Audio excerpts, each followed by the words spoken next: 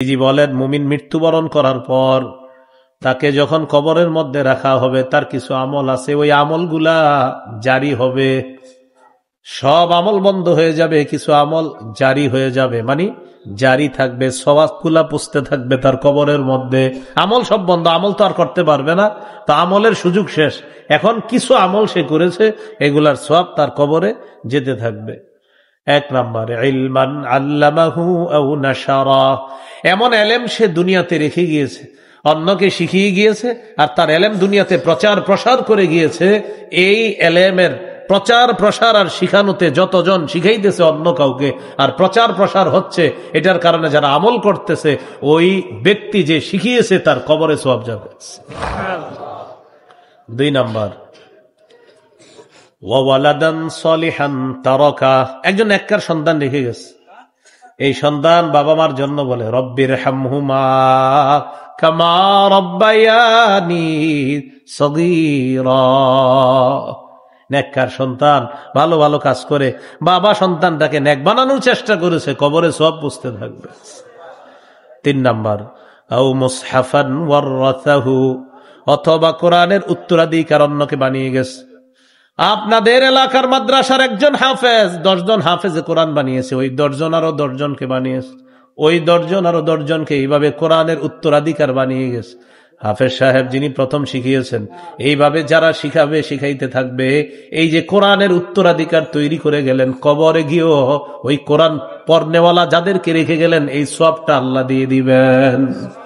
আও মুসহাফান ওয়ারাসা, কোরআনের উত্তরাধিকার অন্যকে বানিয়ে গেছেন, এলো 3 নাম্বার। 4 নাম্বার আও মসজিদান বানা, অথবা একটা মসজিদ বানাইছে লিল্লাহ, আল্লাহর জন্য। এই যে মসজিদ বানিয়েছেন, একটা ইটে শরীক হবেন, যতজন সেজদা দিবে কবরে সওয়াব পৌঁছে যাবে। 5 নাম্বার আও বাইতান লিইবনিস সাবিল, অথবা মুসাফিরদের জন্য কোন মুসাফির খানা বানাইছেন। মুসাফিররা যে দিক দিয়ে চলাচল করে, একটা মুসাফির খানা বানাইছেন আপনি, মানে এত কিছু রাখেন না, এমনি মুসাফিররা চলার সময় যেন অন্তত একটু বৈশা বিশ্রাম নিতে পারে, বিশ্রাম নিয়ে আবার যেন এখান থেকে রওনা করতে পারে, এরকম একটা মুসাফির খানা বানিয়েছেন। এই যে বেচারা একটু বসলো, বৈশা যে আরাম পাইলো, বাস আল্লাহ আপনার কবরে সওয়াব পৌঁছায় দিল।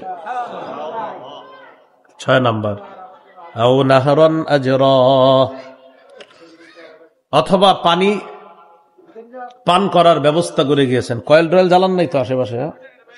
কয়েল জ্বালানো হয়নি তো? কয়েল জ্বালাইছে কেউ? ভাই পিছনেও কেউ কয়েল জ্বালায় না, বা সিগারেট আগুন জাতীয় কিছু জ্বালায় না, কিছুক্ষণের মধ্যে কিন্তু আমার হাসি শুরু হবে। কয়েল, সিগারেট, টিগারেট, আগুন, বিড়ি ইত্যাদি পরে হলে হবে, হ্যাঁ, এখন না। আচ্ছা, আও নাহরান আজরা, অথবা একটা পানির কূপের ব্যবস্থা করে গেছে, অথবা মুসাফিরদের জন্য পানি পান করার ব্যবস্থা করে।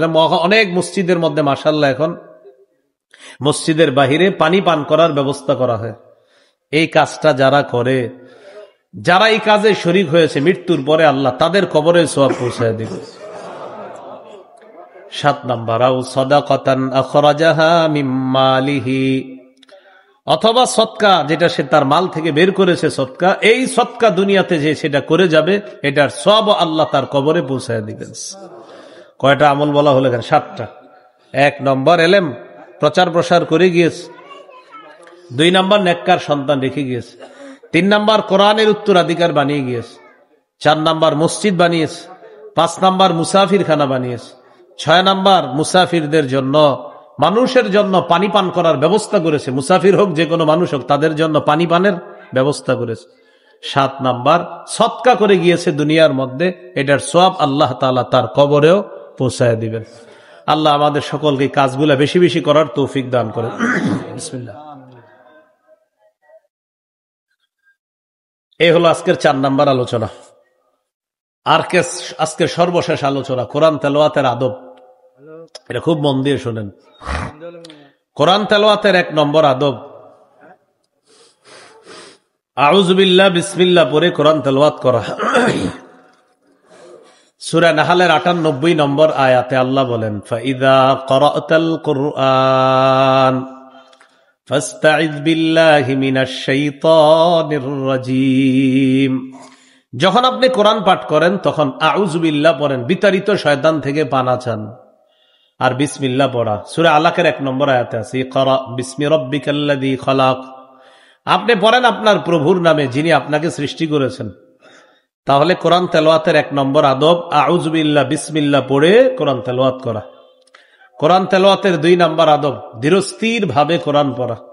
সূরা মুজাম্মিলের 4 নম্বর আয়াতে আল্লাহ বলেন, ওয়ারাত্তিলিল কুরআনা তারতিলা। আপনি ধীরে ধীরে কোরআন পড়েন। তারাবি খতম তারাবি হোক, সূরা তারাবি হোক, ধীরে ধীরে কোরআন পড়া, একদম আস্তে ধীরে কোরআন পড়তে হবে, যেন মুসল্লিরা মোটামুটি বুঝে। বুলেটের গতিতে কোরআন পড়া যাবে না। হ্যাঁ, ধীরে ধীরে কোরআন পড়া। 20 রাকাত তারাবি পড়বেন, সাহাবায়ে কেরামের ঐক্যমত এটার উপর। রাতের প্রথম অংশে 20 রাকাত তারাবি পড়বেন, সাহারির সময় উঠে 8 রাকাত তাহাজ্জুদ পড়বেন। এটা রাসূল সাল্লাল্লাহু আলাইহি সাল্লামের 12 মাসের আমল। আপনি প্রতিদিন 8 রাকাত তাহাজ্জুদ পড়তে পারেন, রমজানেও চাইলে আপনি পড়তে পারেন। বাকি তারাবিতে তাহাজ্জুদে যে তেলাওয়াত করবেন সেটা ধীরে ধীরে তেলাওয়াত করা। আল্লাহ তৌফিক দান করেন। 3 নাম্বার আদব, কোরআন তেলাওয়াত করতে করতে কিছু আয়াতের মধ্যে আযাব সম্পর্কিত আয়াত আসবে। এই আয়াত 2-3 বার দোহরায়া পড়া, এটাও কোরআনের আদব। ইবনে মাজাহ 1350 নম্বর হাদিস। এই হাদিসের বর্ণনাকারী আবু যর গিফারি রাদিয়াল্লাহু তাআলা তিনি বলেন, আমি রাসূলুল্লাহ সাল্লাল্লাহু আলাইহি ওয়াসাল্লামকে দেখলাম রাতের বেলা তাহাজ্জুদ নামাজে দাঁড়িয়েছে। তাহাজ্জুদ নামাজে 1 আয়াত তেলাওয়াত করতে করতে সারা রাত শেষ করে দিছে। কয় আয়াত? 1 আয়াত। এই আয়াতটি হলো সূরা মাইদার 118 নম্বর আয়াত। কোন সূরা? সূরা মাইদার 118 নম্বর আয়াত। আপনাদের মাথায় আসছে এই আয়াতে এমন কি আছে যে নবীজি এত তেলাওয়াত করলেন?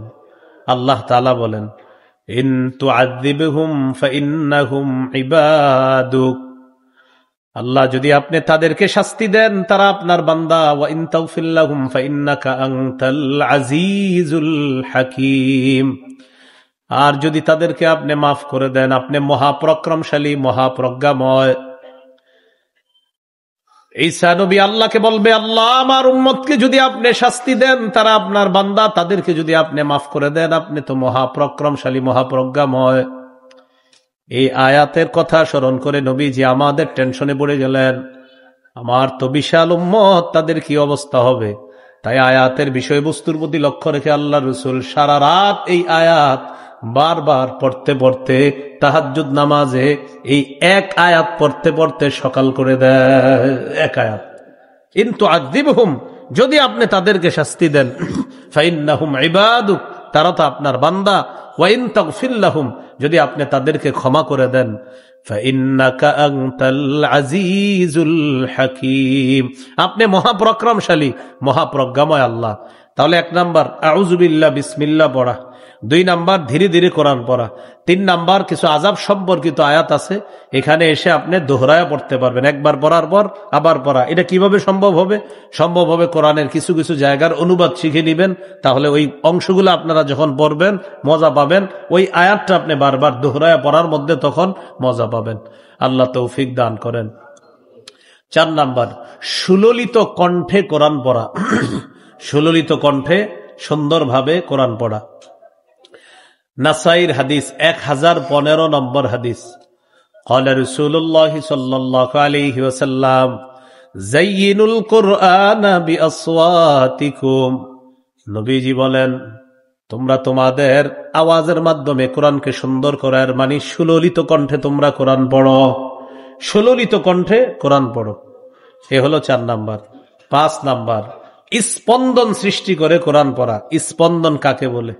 আরবের ইমাম সাহেবদের তেলাওয়াত যখন শুনবেন তখন আপনি বলবেন, হুজুর এই জায়গাটা কি ভালো লাগে, এই যে ভালো লাগে যে জায়গাটা, ওইটা একটু সুন্দর করে পড়ে, এটা আলাদা আপনার সৌন্দর্যতা সৃষ্টি করা আয়াতের মধ্যে।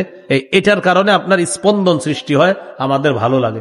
আমাদের বাংলাদেশের অনেক ছাত্র আছে মাশাআল্লাহ, হাফেজ সালে আহমদ তাকরিম, তেলাওয়াত আসলেই মাশাআল্লাহ সুন্দর, অনেক সুন্দর এই ছেলেটা। আরো আছে ওই আপনার নাজমুস সাকিব, হাফেজ নাজমুস সাকিব, এরপরে মাওলা হাফেজ তরিকুল ইসলাম, হাফেজ জাকারিয়া, আরো অনেক ছেলেরা মাশাআল্লাহ অনেক ভালো করতেছে।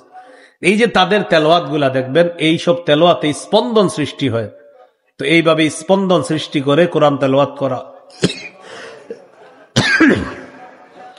সহিহ বুখারীর 5047 নম্বর হাদিসের বর্ণনা। এই হাদিসের বর্ণনাকারী আব্দুল্লাহ ইবনে মুগাফফাল রাদিয়াল্লাহু তাআলা তিনি বলেন, রাআইতু রাসূলুল্লাহ সাল্লাল্লাহু আলাইহি ওয়াসাল্লাম ইয়াকরাউ ওয়া হুয়া আলা নাকাতিহি আও জামালিহি ওয়া হিয়া তাসিরু বিহি। রাআইতুহু ইয়াকরাউ সূরাতাল ফাতহি ওয়া হুয়া ইউরাজ্জিউ। নবীজিকে দেখলাম, নবী ওটের উপর বসা, ওট নবীকে নিয়ে চলতেছে, নবীকে নিয়ে ওট চলতেছে। ওই মুহূর্তে দেখলাম আল্লাহর নবী 26 নম্বর পারার 10 নম্বর পৃষ্ঠায় একটা সূরা আছে, সূরাতুল ফাতহি। এই সূরাটা আল্লাহর নবী তেলাওয়াত করতেছেন। সাহাবী আব্দুল্লাহ ইবনে মুগাফফাল রাদিয়াল্লাহু তাআলা আনহু বলেন, ওট চলতেছে আর আল্লাহর নবী কোরআন তেলাওয়াত করতেছে। ওয়া হুয়া ইউরাজ্জিউ, স্পন্দন সৃষ্টি করে অসাধারণ সুললিত কণ্ঠে আল্লাহর নবী কোরআন তেলাওয়াত করতেছিলেন। এই যুগে হাফেজ সাহেবদের তেলাওয়াত শুনলে আমাদের মনে হয় যদি আরো তেলাওয়াত করতো আমাদের ভালো লাগতো। তাহলে একটু চিন্তা করেন, যার উপর আল্লাহ কোরআন নাজিল করেছেন তিনি কোরআন সুন্দর করে বললে কি অসাধারণ কোরআন তার ছিল, কত সুন্দর ছিল যার উপর আল্লাহ কোরআন নাজিল করেছে। রাসূলুল্লাহ সাল্লাল্লাহু আলাইহি সাল্লামের সাহাবী আব্দুল্লাহ ইবনে মাসউদ রাদিয়াল্লাহু তাআলা একদিন এক জায়গায় দাঁড়ায় দাঁড়ায় নামাজ পড়তেছে। আবু বকর ওমর তেলাওয়াত শুনতেছে, রাসূলুল্লাহ সাল্লাল্লাহু আলাইহি সাল্লাম তার তেলাওয়াত শুনতেছে। তিনি নামাজে তেলাওয়াত করতেছে, নবীজি, আবু বকর ওমর তারা তেলাওয়াত শুনতেছে। নবীজি বললেন, কেউ যদি চায় কোরআন ওইভাবে পড়তে যেইভাবে আল্লাহ নাজিল করেছে তাহলে সে যেন আব্দুল্লাহ ইবনে মাসউদের মতো কোরআন পড়ে। কেন? আল্লাহ কোরআনটা ঠিক এইভাবেই নাজিল করছে, আমার আব্দুল্লাহ যেভাবে কোরআন পড়তেছে। তাহলে কোরআন পড়া, সুললিত কণ্ঠে সুন্দরভাবে কোরআন পড়ার চেষ্টা করা। আল্লাহ তৌফিক দান করেন।